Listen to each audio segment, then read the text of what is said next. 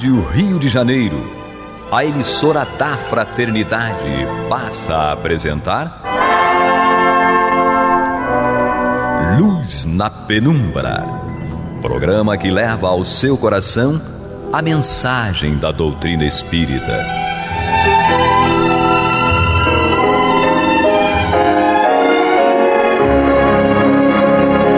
E com vocês, João Batista, para o estudo de O Livro dos Espíritos, da obra codificada por Allan Kardec.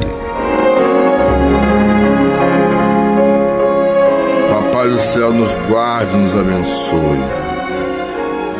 Louvado seja nosso Senhor Jesus Cristo. E que possamos fazer do tempo esta dádiva que a todos nós é dada de maneira igual, um recurso a mais para que a nossa caminhada seja cada dia mais firme e consistente na conquista dos valores morais e espirituais que nos levarão à verdadeira felicidade. Hoje faremos o estudo das perguntas 166, 167 a 170. Do Livro dos Espíritos, lembrando aos nossos irmãos que nós fazemos o estudo da tradução de Evandro Noleto Bezerra. Temos conosco aqui Jefferson. Olá, amigos. Grande abraço a todos. Nós temos aqui Mangarroto Américo. Olá, querido irmão, querida irmã, membro dessa grande rádio, a Rádio Rio de Janeiro, a Rádio da Fraternidade. Sejam todos muito bem-vindos ao nosso Luz na Penumbra. E temos também Mein liebe Freunde, Adalberto. Saravá, meu compadre. Eu. Uai, não tu pode... falou aí. Eu. Meu caro amigo. Ah, então traduz, senão eu vou logo pensar que é meu filho. Ou Mein lieber Bruder, meu caro irmão. Aí fora, não entendo nem português direito, vem falar em um montão de linguajar aí, ó. Não faz comigo. É só alemão, cara. Não, que é maluco, rapaz. Eu, hein? Mas Vamos você lá. continua um cabarbão, como diz lá no Nordeste. Mas enfim, que a paz seja conosco, mais uma reflexão numa frase do nosso irmão Raul Teixeira. O espiritismo não é para quem pode, é para quem aguenta.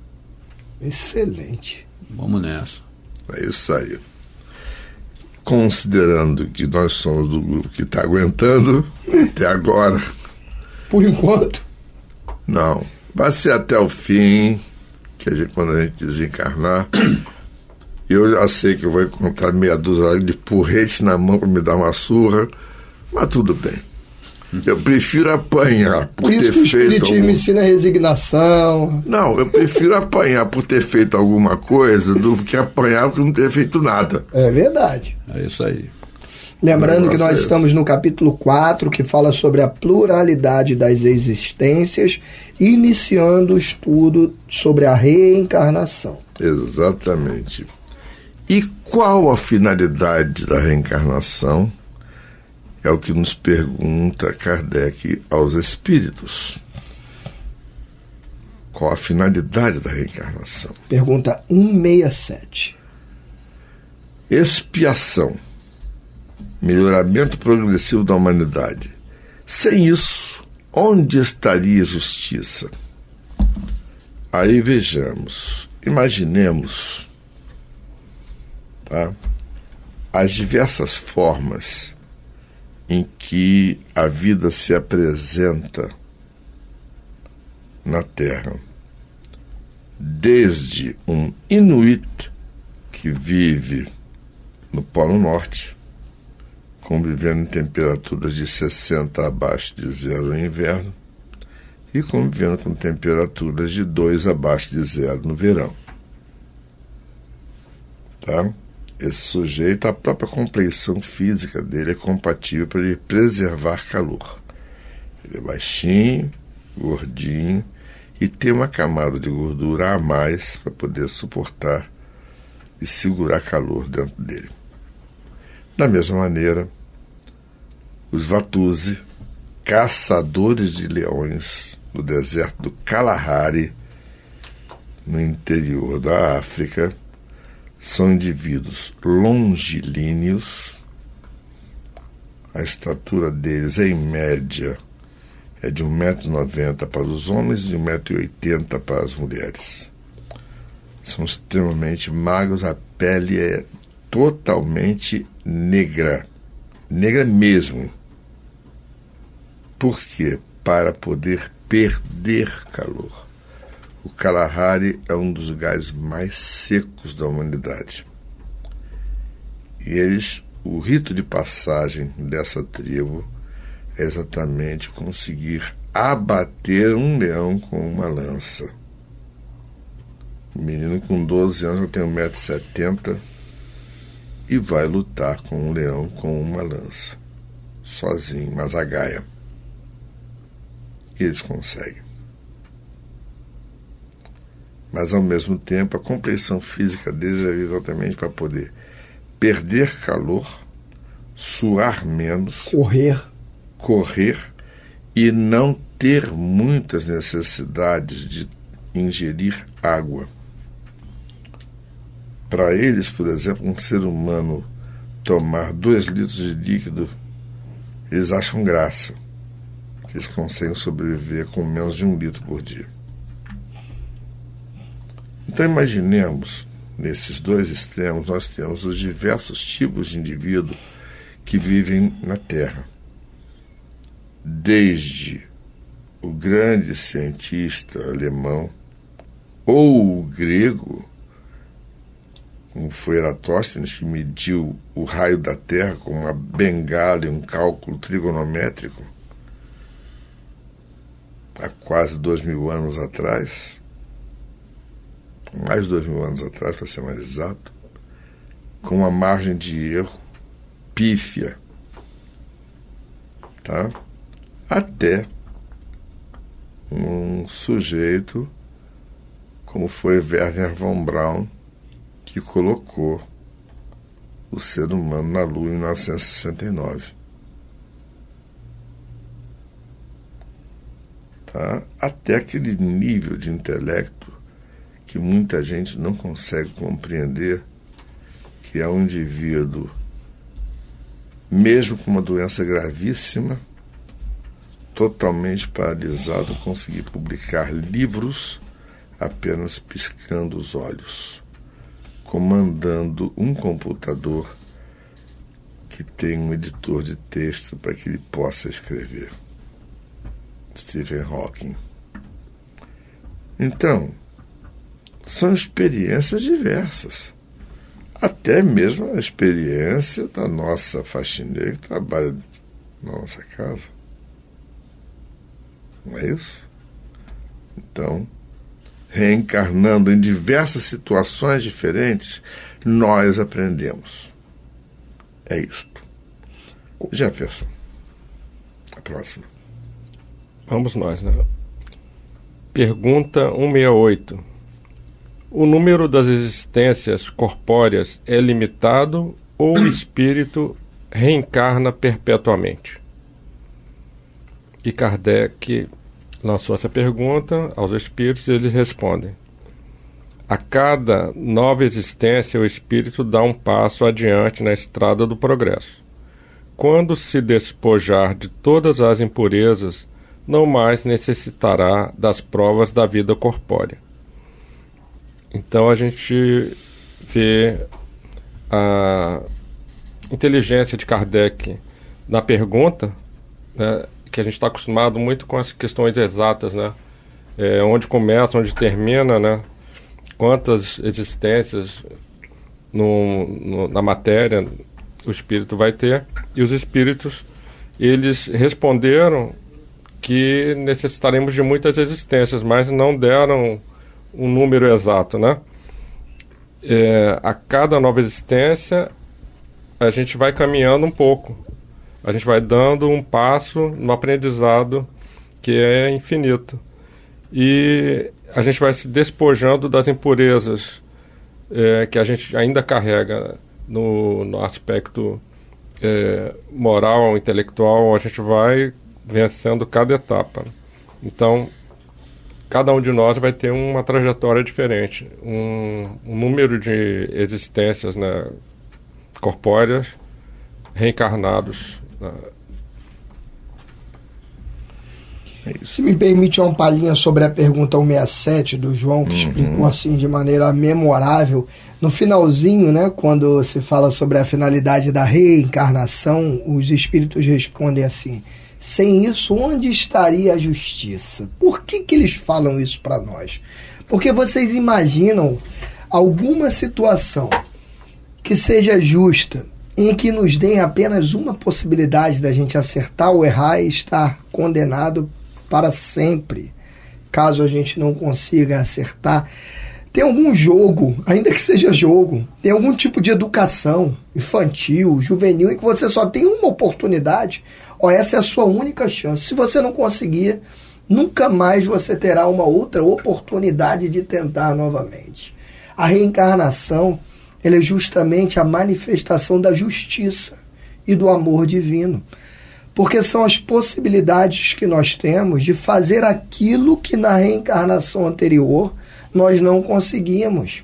Se não houvesse reencarnação, nós teríamos que acreditar no que algumas religiões, infelizmente, ainda pregam, que é na eternidade das penas. Ou seja, eu vim para esse mundo uma única vez, passei essa minha vida, e se eu conseguir lograr êxito, se eu conseguir fazer tudo que eu deveria fazer, eu estarei eternamente nos céus. Se eu não conseguir, estarei eternamente queimando naquele fogo que nunca consome, no inferno eterno. Isso seria uma negação da justiça a conta de gás vai divina. Ser alta mesmo. Seria uma negação de tudo aquilo que a gente entende como bondade e justiça. A reencarnação, ela mostra pra gente justamente esse Pai amoroso e justo, que aquilo que a gente não consegue fazer em uma vida, ele nos dá uma nova possibilidade de tentarmos.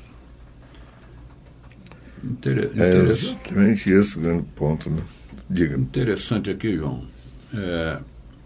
Naturalmente que aqueles que queiram, né, entrar na sala da cirurgia moral, pelo nosso irmão Lancelin, no capítulo 48 desse livrinho fantástico, mas tem que ter disposição para encarar.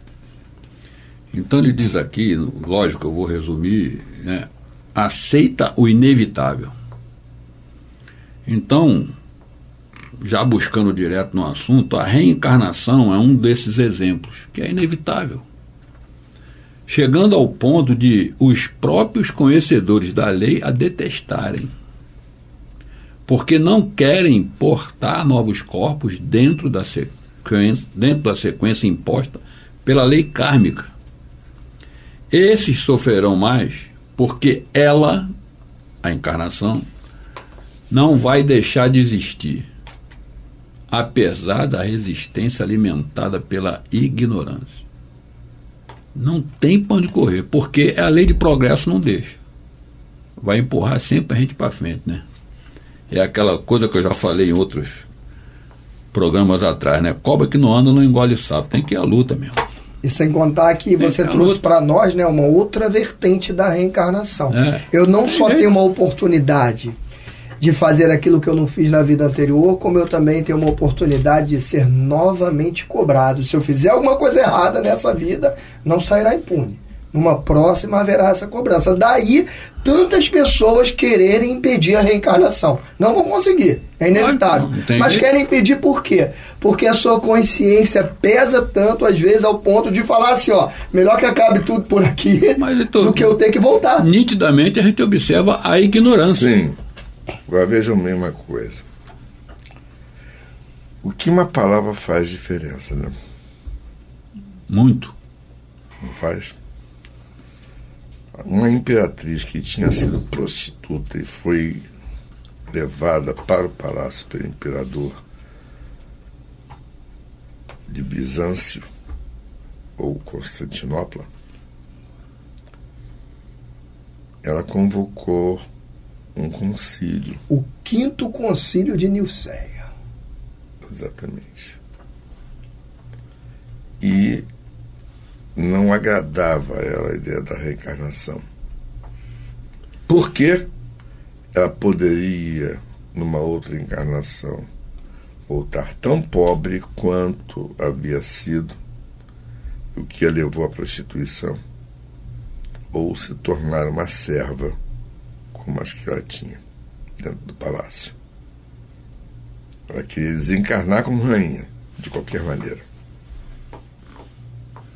E aí está no texto.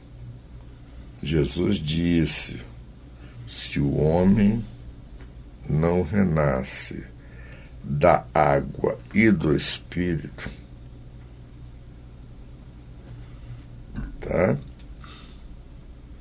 Não entrará no reino dos céus. Aliás, no Evangelho nós temos outros exemplos. Aí, né? o Quando fala de tradutor Elias, da Vulgata colocou assim: se ele não renasce da água e do Espírito Santo, esse santo consagrou o princípio do batismo e liquidou a reencarnação dentro da Bíblia Vulgata, que é uma das traduções que existem. aliás, João, apesar de terem tentado de todas as formas retirar a reencarnação, ela está em vários pontos do Evangelho. A verdade, quando Jesus fala, por exemplo, de Elias, né, João Batista, mostrando ali que se tratava do mesmo espírito reencarnado. Então, o tempo todo a gente vê a reencarnação presente. Jesus falando na sua conversa com Nicodemos sobre a reencarnação, o tempo todo tem a figura da reencarnação. Por mais que a gente tente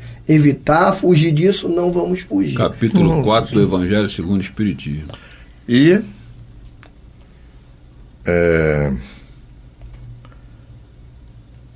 vamos então fazer a nossa vinheta.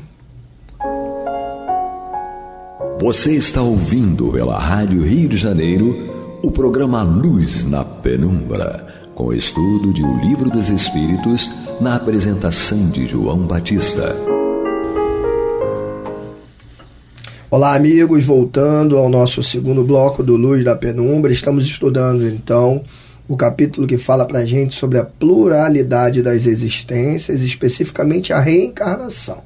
E agora a pergunta 169, Kardec questiona: o número de encarnações é o mesmo para todos os espíritos? Resposta: não. Aquele que caminha depressa se poupa a muitas provas. Todavia, essas encarnações sucessivas são sempre muito numerosas, porque o progresso é quase infinito. Ou seja, temos muito a progredir. E em cada encarnação, muitas encarnações pelo menos nossas, a gente acaba progredindo muito pouquinho. A gente percebe que há algumas reencarnações dos espíritos. Se a gente pudesse fazer um filme das diversas reencarnações, a gente percebe que há algumas encarnações que os espíritos dão verdadeiros saltos de evolução. Evoluem como não evoluíram em muitas delas, mas há outras reencarnações em que a gente fica ali engateando, patinando, não consegue sair do lugar. Por isso, a proposta do Espiritismo, de nós aproveitarmos cada momento da nossa vida. O importante nesse momento não é a teoria, não é a gente saber que tem um monte de encarnação, que a gente vai voltar, que é tanto. Não, o importante é a gente saber o seguinte: quanto mais rápido eu progredo, menor é a minha dor, menor é a necessidade que eu tenho de passar por expiações, por provas. Quanto mais eu cresço, é como se fosse aquele aluno que leva a escola um pouquinho mais a sério e entra de férias antes dos outros. Os outros que não levaram tão a sério, ou que por algum motivo, às vezes não é só falta de seriedade, mas que por algum motivo não conseguiram passar naquelas provas iniciais, o que acontece? Eles entram no período chamado recuperação. E aí, enquanto todos os outros já estão de férias, eles estão lá na escola, passando pela recuperação. Já os que passaram antes se livram daquilo. Assim é a nossa vida. Nós podemos escolher se nós iremos evoluir mais rápido ou mais lentamente. A evolução virá para todos. Se não vier nessa vida, vai vir na outra. Se não vier às custas da nossa própria conscientização, virá necessariamente através do processo da dor.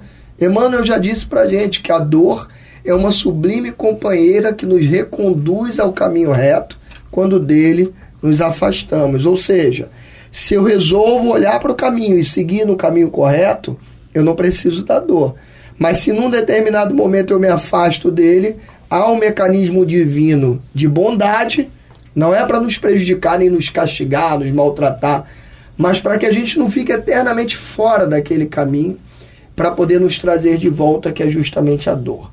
Essas são as nossas dores físicas, morais, tudo isso é para poder nos alertar e falar, olha, volte para o caminho. Então, quanto mais rápido nós assumirmos a nossa responsabilidade de mudança, essa nossa cirurgia moral, que o nosso querido irmão falou antes, menores serão as nossas dores, menores serão as nossas provas, as nossas expiações.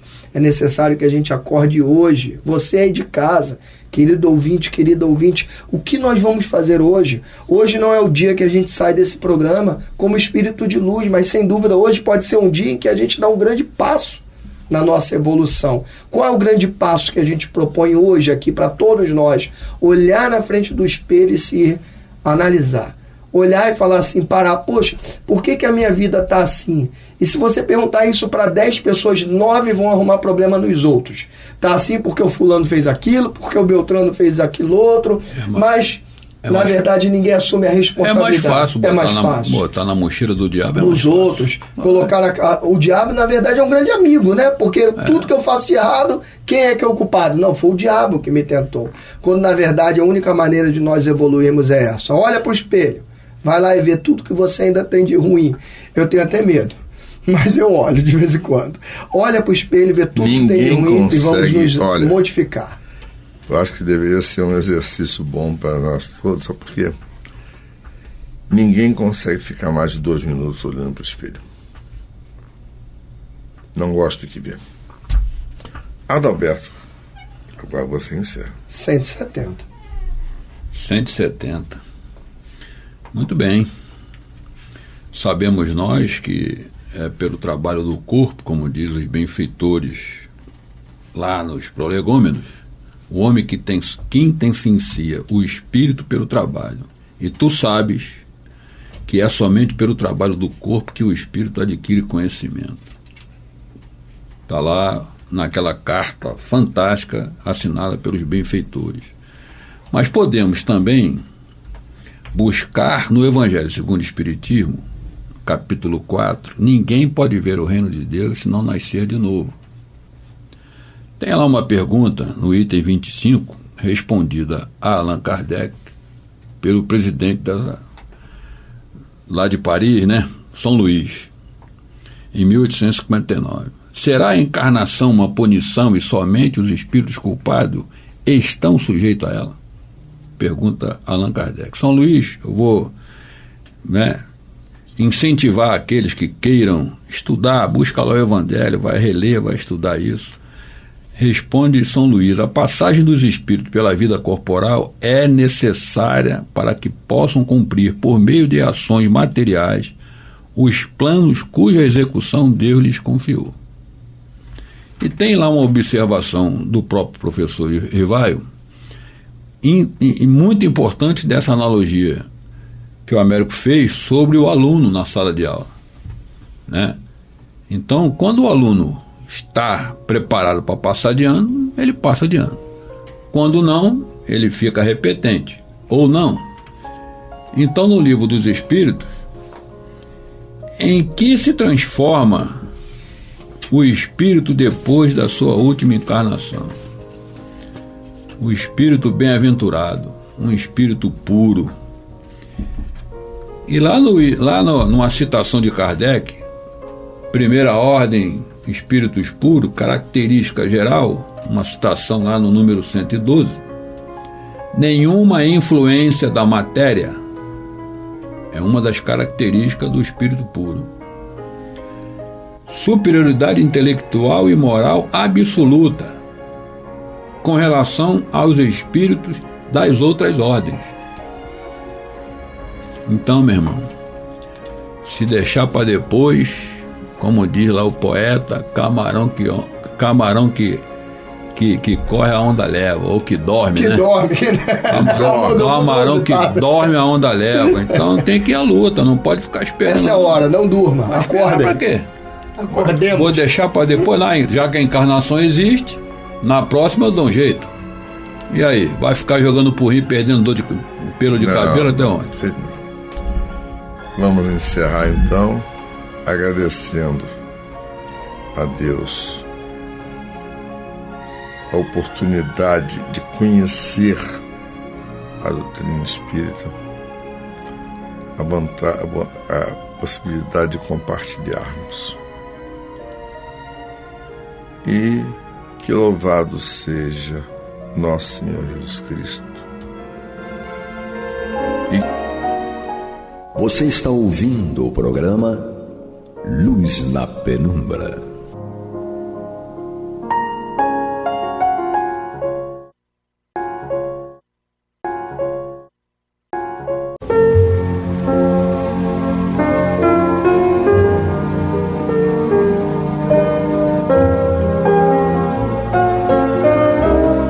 A Rádio Rio de Janeiro está levando ao seu lar e ao seu coração a mensagem consoladora da doutrina espírita, através do programa Luz na Penumbra.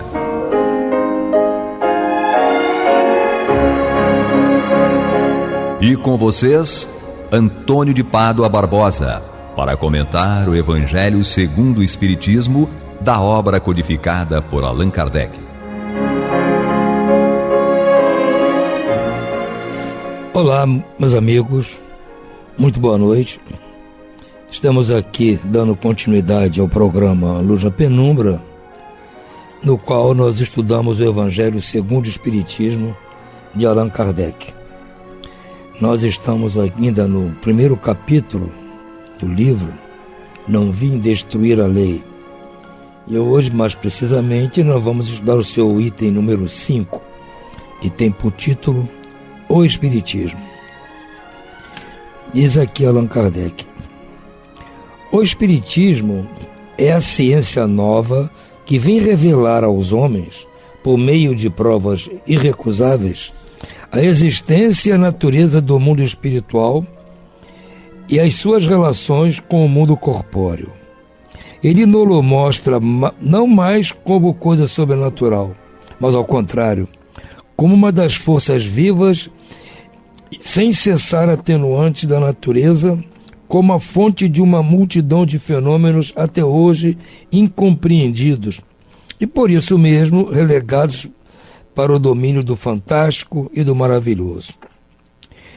É a essas relações que o Cristo faz alusão em muitas circunstâncias, e é por isso que muitas coisas que ele disse permaneceram ininteligíveis ou foram falsamente interpretadas. O Espiritismo é a chave com auxílio da qual tudo se explica com facilidade. Então, Kardec já nos está trazendo aqui um comentário, mais parecendo até uma introdução ao que ele vai explicar. Porque ele primeiro trouxe as leis trazidas por Moisés, primeiro advento. O segundo advento, ele trouxe a vinda do Cristo com o seu evangelho. E agora ele está trazendo o Espiritismo. E qual seria a ligação que pode haver desses três eventos? Bom, todos eles tratam de mostrar a nós que existe algo além da nossa presença física aqui no planeta.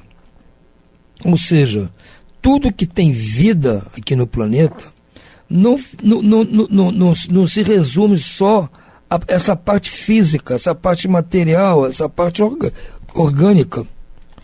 Há algo além disso. E desde o passado mais remoto, os antigos já pensavam assim. É claro que eles não tinham conhecimento suficiente para entender realmente de que se tratava, de explicar a natureza desses fenômenos, das coisas que eles estavam vendo acontecer e para as quais não tinham explicação. Por isso Moisés trouxe as tábuas da lei, dizendo que tinha vindo de Deus, porque eles acreditavam num Deus único. Jesus veio nos mostrar que nós não podemos dar tanta importância a essa vida nossa do dia a dia, essa nossa vida material, porque o mais importante para nós é a vida verdadeira, é a vida espiritual. Olha, isso, palavras de Jesus. Mas, durante esses séculos todos que se passaram, algumas pessoas aceitaram isso, mesmo sem entender muito bem como isso funciona, mas outros aceitam, não, isso é uma ilusão, isso é a mesma coisa que se falava no tempo de Moisés, no tempo dos egípcios, dos gregos antigos, não tem fundamento. Então era preciso que a própria ciência trouxesse explicações mais reais, mais lógicas, e que pusesse as pessoas a pensar. Vocês podem dizer, bom, mas o espiritismo, no caso, é uma ciência? Ele não é uma ciência do sentido comum, vamos dizer, acadêmico, mas aquilo que se propõe a estudar alguma coisa é uma ciência. Ciência é o quê? É conhecimento. Você está buscando conhecimento, então é uma ciência. Você está buscando estudar aquele assunto, buscar provas, buscar relações lógicas para entender o assunto. Então, é uma ciência que se cria. Ciência não quer dizer necessariamente que seja com base na matemática, por exemplo. Grande parte da ciência depende da matemática, mas outras não necessariamente. Vocês vão dizer, poxa, a filosofia é uma ciência? Sim. A psicologia é uma ciência? Sim. Elas, no meu ponto de vista, não dependem tanto assim da matemática. Então, o espiritismo, como diz aqui Allan Kardec, veio para tentar mostrar para nós que aquilo que era explicado de uma maneira meio que fantasiosa tinha um fundo de verdade. Então ele veio demonstrar para nós a relação que existe entre esse mundo já proposto por Moisés, reafirmado pelo Cristo, e que muitas pessoas não aceitavam por achar absurdo, que realmente tem sentido isso. Essa comunicação deste mundo com o nosso mundo realmente existe. É isso que o Espiritismo veio trazer, como estudando e demonstrando pelos fatos e pela lógica que essas coisas realmente existem. Essa é a ideia da doutrina espírita. Nos esclarecer de fenômenos que nos deixam, como dizia um antigo chefe que eu tinha, nós ficamos encafifados com algumas coisas que não entendemos, e aí a tendência nossa é criar ilusões, fantasias a respeito do assunto, e isso não vai contribuir para adiantar nada, não vai esclarecer nada. Então temos que buscar a lógica, a ciência, a interpretação coerente, para que nós possamos ficar satisfeitos e aprender com aquilo, tirar proveito daquilo. Essa é a ideia do Espiritismo. Nos ajudar a tirar proveito desse assunto. Então, essa é a ideia, essa tipo de introdução que Kardec faz aqui no item 5 é mais ou menos isso. No item 6 ele segue dizendo: a lei do Antigo Testamento está personificada em Moisés. A do Novo Testamento está personificada no Cristo. O Espiritismo é a terceira revelação da lei de Deus, mas não tem a personificá-la nenhuma individualidade, porque é fruto do ensino dado, não por um homem, mas pelos Espíritos, que são as vozes do céu.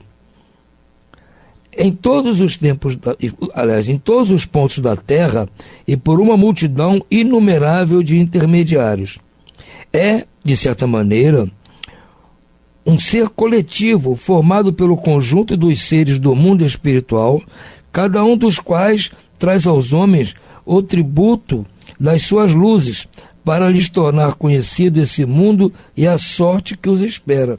Então está dizendo que o Espiritismo não foi assim, a resultante de algo trazido por um homem, por mais merecedor de todas as reverências possíveis, como foi Moisés e como foi o próprio Cristo. Mas sim, é uma revelação trazida por um conjunto de espíritos, que são chamados de as vozes do céu, né? Usando essa figura de linguagem, são as vozes do céu, os espíritos, porque eles vêm aqui trazer para nós as revelações sobre esse mundo espiritual, mostrando que nós também no futuro vamos participar disso. E todo mundo sabe que nós, mais cedo ou mais tarde, vamos deixar este mundo aqui. Todos passam aqui e deixam este mundo e vão para esse mundo espiritual, todos. E nós não temos noção exata de como é esse mundo. Há várias histórias, cada um conta de um jeito.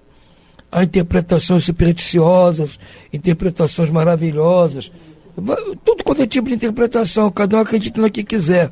Agora, isso dito pelos próprios habitantes desse mundo, a coisa fica mais séria, mais esclarecedora, porque eles próprios estão dizendo, aqui funciona deste jeito, sem fantasia nenhuma, nos demonstrando que é assim que funciona. E isso nos traz explicações para vários outros fenômenos que acontecem no nosso dia a dia, para os quais nós não tínhamos explicação.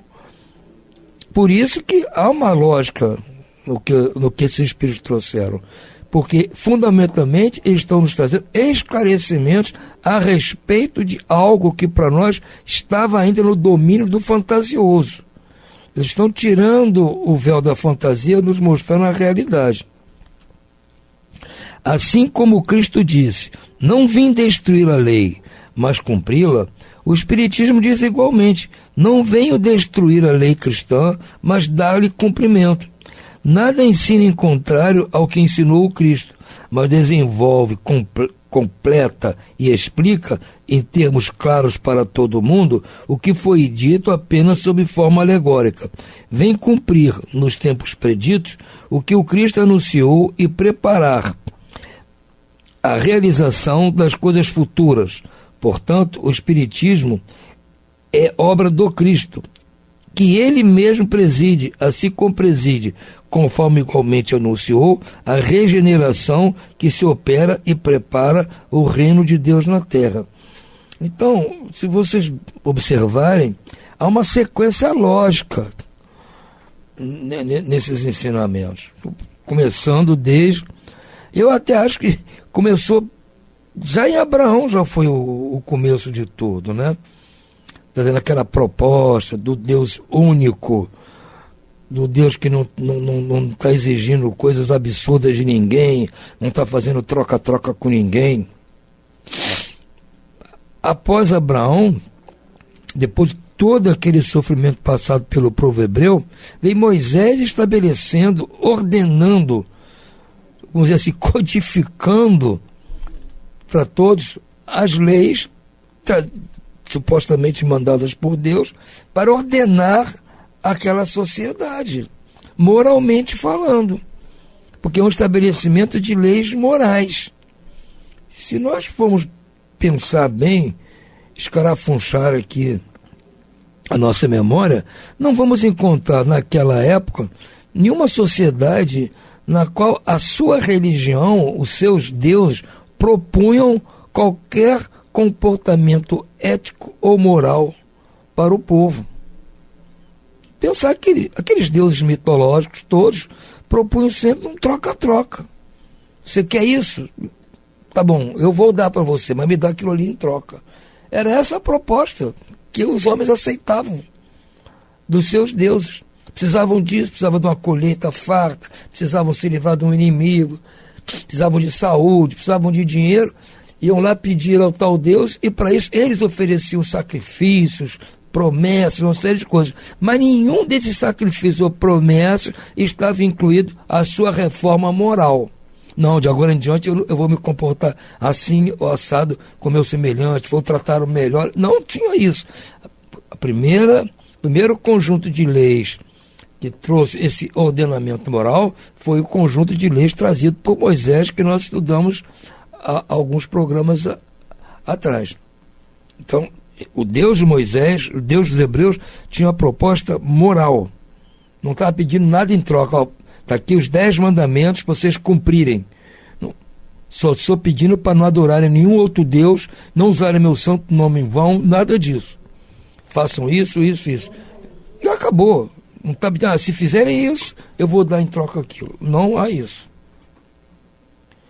Então já é um princípio, uma mudança na perspectiva. Agora, como eu disse, aquele povo ignorante ia entender isso, não, ia continuar ainda fazendo seus sacrifícios, suas coisas, porque não iam largar hábitos seculares só porque receberam as tábuas da lei. O Cristo vem com uma proposta ainda mais profunda, propondo que as relações entre nós sejam baseadas no amor recíproco. Que o amor é que vai nos levar ao caminho do paraíso, ao caminho da perfeição, ao reino de Deus, ao paraíso. Essa é a proposta do Cristo. Mas também, muito ignorantes ainda, nós não entendemos bem essa história de amar o inimigo, dar outra face, perdoar as ofensas. Nós não entendemos bem isso ainda. Então ele disse, olha, aqui eu trouxe todos os ensinamentos, mas vou rogar ao Pai que envie um outro Consolador, um outro que vai trazer a vocês os esclarecimentos, a consolação, porque vocês ainda têm muito pelo que passar neste mundo. Então estão aí os escândalos, ai do mundo por causa dos escândalos. Estão sabedores que nós ainda temos que passar por muitas dessas tribulações.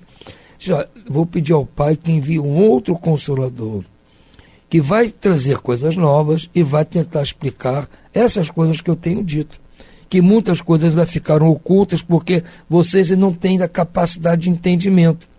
Faltava uma base, vamos dizer assim, intelectual nossa para aceitar certas coisas. Então, como é que muitas dessas coisas morais, para que nós aceitemos, temos que ter algum conhecimento intelectual para poder entender, aceitar a lógica, porque a lógica depende do intelecto. Não é o conhecimento acadêmico, quando eu digo intelecto, não é saber passar por uma escola, faculdade, não é isso. É a lógica, a sua inteligência, quando está aguçada, ela entende a lógica das coisas, entende o sentido das coisas. Não depende da instrução acadêmica, literal, não é isso que eu digo. A inteligência, a intelectualidade, no sentido de capacidade de entender as coisas. E isso nós temos hoje em dia. Independentemente da pessoa ser letrada ou não, as pessoas hoje têm capacidade de entender aquilo que se fala, aquilo que se explica. Ela tem como entender uma analogia, uma coisa. Tem, claro que tem. Então hoje nosso intelecto está muito mais desenvolvido. Isso graças ao avanço tecnológico, científico que a humanidade tem passado nos últimos séculos. Então precisava vir alguns avanços científicos, tecnológicos, de conhecimento, para que essas informações pudessem ser entendidas. Não adianta trazer essas informações que o Espiritismo traz, dessas relações entre o mundo espiritual e o nosso mundo, naquela época do Cristo, as pessoas não iam entender. Não tinham capacidade para entender. Agora nós temos essa capacidade. Por isso que o Espiritismo veio na época, num século em que estavam acontecendo diversas descobertas científicas para facilitar o entendimento, até para facilitar a divulgação desse conhecimento.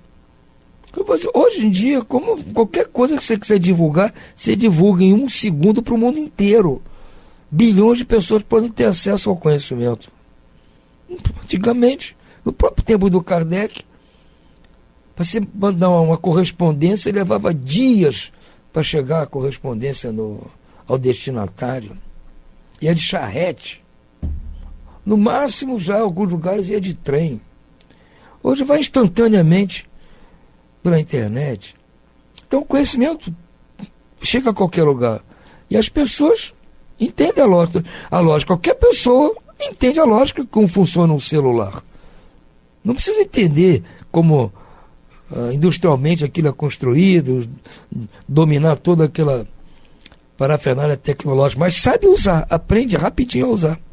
E assim outros aparelhos eletrônicos que você tem em casa, na sua cozinha, na sua TV, essas coisas todas avançadas, qualquer pessoa aprende, qualquer criança aprende. Porque tem domínio intelectual para isso. Então o Espiritismo veio na hora, como Jesus prometeu, que possibilita para nós o entendimento do que foi passado por Jesus. Nós podemos entender a lógica de perdoar o inimigo. Antigamente não tinha sentido. Como eu vou perdoar alguém que me ofendeu? Como eu vou perdoar alguém que me agrediu? Eu tenho que fazer a mesma coisa, eu tenho que dar o troco. Mas não é bem assim. Nós sabemos hoje, não, porque se eu revidar da mesma forma, vai ficar nesse jogo de ping-pong.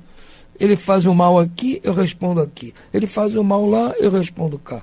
E fica nesse troço. Alguém tem que parar. Alguém tem que parar com os escândalos. E aquele que for o primeiro a parar, vai ver assim, o bom efeito que isso causa. E nós já temos sentido isso. Aprendemos a lógica de Jesus. De amar o próximo em vez de odiar o próximo. De praticar o bem em vez de praticar o mal. De praticar a caridade em vez de furtar as coisas. Nós estamos entendendo. O mandamento nos diz, não furtarás. E ponto, não explica o porquê. Nós entendemos por que não temos que furtar, por que não temos que matar. Nós temos a lógica disso. É o contrário. Eu tenho que salvar as vidas. Eu tenho que praticar a caridade, inclusive a material, e não furtar as coisas. Eu tenho que ajudar aquele que está precisando e não ficar cobiçando daquele que tem mais. Nós entendemos essa lógica. Eu digo, nosso avanço intelectual permite isso agora. Para poder dominar tudo o que a tecnologia moderna nos traz, nós exercitamos o uso do nosso cérebro. Então, à medida que ele começa a entender essas coisas altamente tecnológicas de hoje em dia, ele também tem capacidade de entender essas coisas altamente morais, já trazidas desde a época dos 10 mandamentos e trazidas pelo Cristo. Nós hoje já entendemos dessa forma. Não aceitamos o que tem que aceitar, porque não aceitamos porque entendemos a lógica da doutrina trazida pelo Cristo. Entendemos o processo, vemos o sentido das coisas. Isso graças ao momento em que estamos vivendo. Então, essa é a ideia de Kardec explicando por que o Espiritismo tornou-se importante para o nosso desenvolvimento moral. Bom, mas essa explicação fecha aqui e nós vamos dar continuidade ainda nesse estudo deste capítulo no próximo programa. Por hora, vou desejando para vocês muito boa noite e muita paz.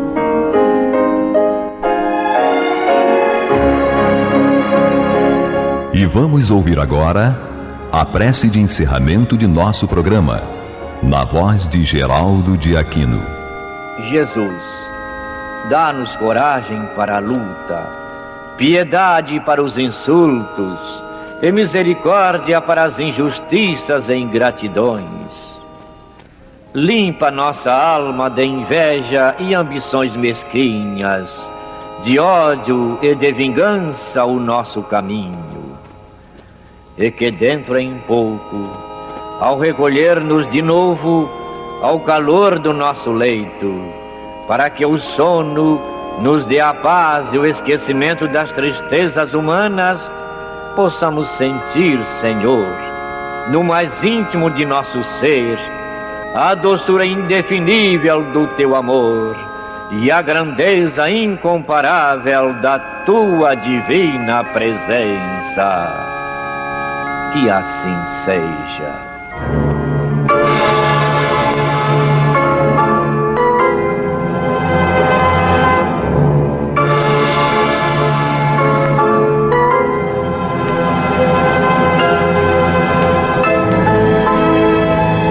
Acabamos de apresentar o programa Luz na Penumbra, que voltará a ser apresentado amanhã às 21 horas nesta emissora.